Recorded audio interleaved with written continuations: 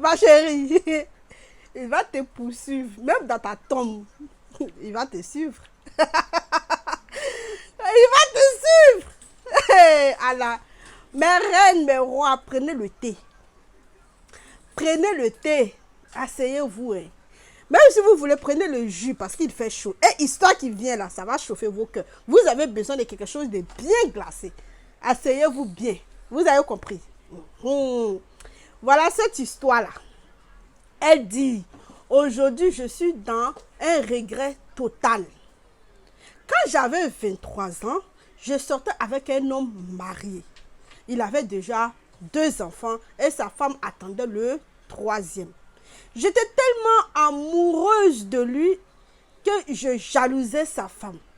Il avait dit aucun projet de mariage avec moi. Mais on passait beaucoup de temps ensemble. Un jour, une de mes copines m'a parlé d'un de ses marabouts. Pour que mon homme puisse quitter sa femme pour moi. Je l'aimais beaucoup. J'étais prête à tout pour qu'il vienne à moi. Alors, je suis allée chez le marabout et il m'a remis un produit que je devais asperger une petite quantité dans sa nourriture. Je ne sais pas ce qui m'a pris ce jour-là. J'ai mis une grande quantité dans sa nourriture. Quand il est rentré chez lui, il a demandé à sa femme de quitter sa maison. Sa femme a refusé. Il a frappé sa femme comme un chien. Il a donné beaucoup de coups au ventre et elle a perdu son bébé. À l'hôpital, on lui a retiré son bébé parce qu'elle était à 7 mois. Et je suis tellement désolée.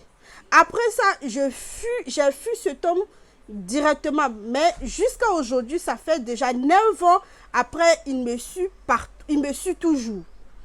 Il dit qu'il est amoureux de moi, mais moi, je suis déjà fiancée et dotée par un autre homme.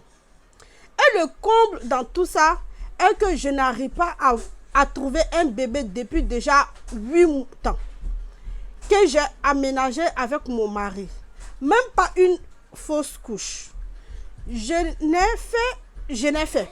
pas une fausse couche, je n'ai fait. S'il vous plaît, aidez-moi avec des astuces. Je demande pardon à cette femme. Mon mari va bientôt prendre une nouvelle femme. Je ne sais pas ce qui va m'arriver. S'il vous plaît, aidez-moi. Mon mariage va tomber.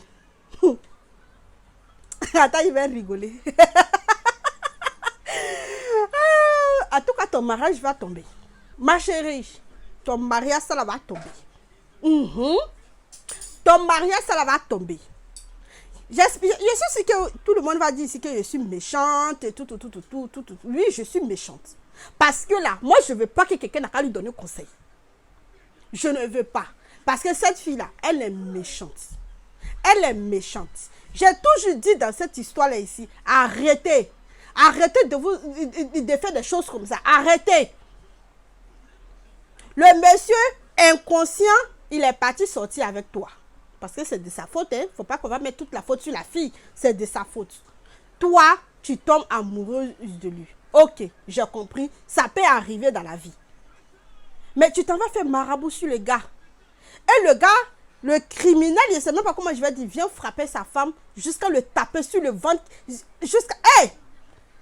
Jusqu'à tuer son bébé dans le ventre de sa femme. Mon Dieu! C'est quoi ça? Hein? Et maintenant, quand il fait ça, un après toi, tu fuis. Pourquoi tu fuis? Oui, parce que tu as fait ça parce que tu voulais être avec le gars. Moi, je ne vous comprends pas. Tu as fait le maraboutage parce que tu voulais que non, le gars te marie. C'est ce que tu as fait, non? C'est à cause de ça, non? Maintenant, le gars a fait. Il a chassé sa femme jusqu'à tuer son bébé dans le ventre de sa femme. Il dit, il va venir te marier. Toi, tu fuis. Pourquoi tu fuis?